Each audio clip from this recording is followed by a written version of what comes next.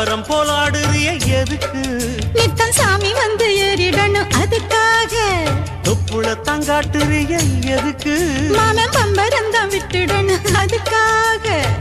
சும்மா நாச்சு பார்க்கும் போது சூட்டனையும் ஏத்துற.